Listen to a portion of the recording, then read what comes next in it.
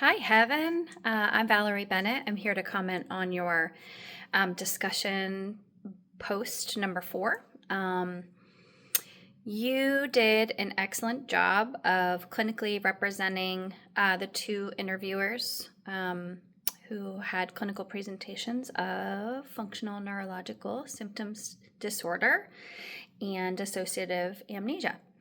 So I really thought that the way that you articulated comparing and contrasting those two very rare disorders was very eloquently done. So kudos to you for that.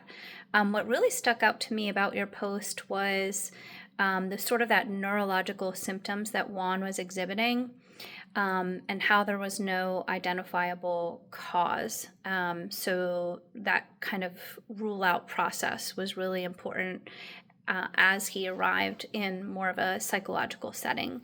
And it being kind of sudden in onset also was an indicator as well that there is a psychological distress component to that diagnosis. And although rare, really important for us as providers and practitioners and clinicians to be able to ascertain that those are the symptoms and the particular types of presentations with those patients or clients.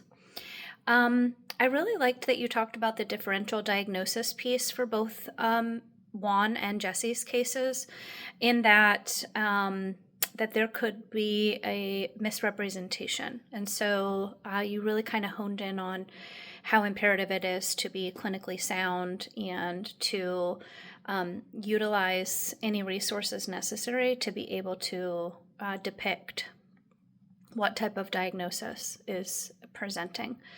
And throughout that process, using research and using the DSM-5 and having sort of that sound knowledge to be able to do so. You focused a lot on the stress component. I did in my post as well, because I think that stress and trauma is substantial underlier as it relates to both of these cases. And that kind of distinction between the physical body realm and the emotional body, the emotions that are held in the body as well, and how those processes, including memory, including pain or a response like paralysis, can be very indicative of such. And lastly, you talked about the Christian perspective as that kind of final requirement to this assignment.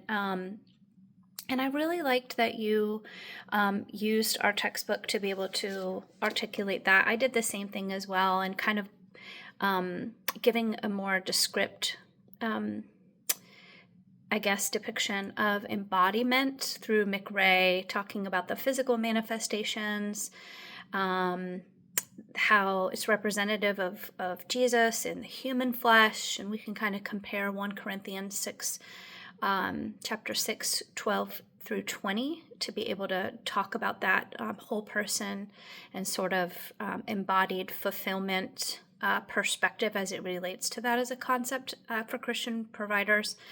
And also that kind of like proper state of human existence. So God's design for us to be image bearers and kind of incorporating that into our practice. Not an easy thing to do for sure, especially with such a rare symptoms and rare diagnoses. But I really liked how you pieced together this assignment, and I just came to say that.